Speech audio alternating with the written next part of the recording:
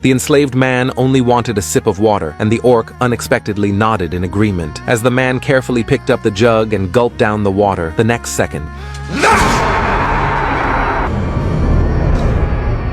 the orc used this method to establish their authority, letting everyone know the price of resistance. The entire village was captured by the orcs and forced to dig trenches. Arondir noticed that the orcs feared sunlight, so they could only supervise everyone's work from under the tents. To break free from the orcs' control, Arondir launched the first attack, and the others immediately joined the resistance, swinging the chains binding their feet. The midday sun scorched the earth, and the orcs became weak and vulnerable under the sunlight. They put the chains together, trying to cut them, when more orcs rushed in, trying to stop their escape. Just when life and death were at stake, they finally broke the shackles. However, before they could even climb onto the ground, they were attacked with axes, and one of their companions was dragged into the tent by the orcs using the chains. Witnessing this, the others held onto the chains to avoid being pulled into the tent. Arundel quickly picked up an axe from the ground, used the elasticity of the chains to leap up, and with astonishing strength cleave the tent in two. Instantly, the blazing sun pierced the tent, scorching the orcs' skin. The orcs retreated amidst painful howls, while the humans frantically smashed off the remaining shackles. However, just when they thought victory was in sight, a deafening roar suddenly rang out, and a ferocious beast slowly appeared. The brave women were the first to charge at the beast,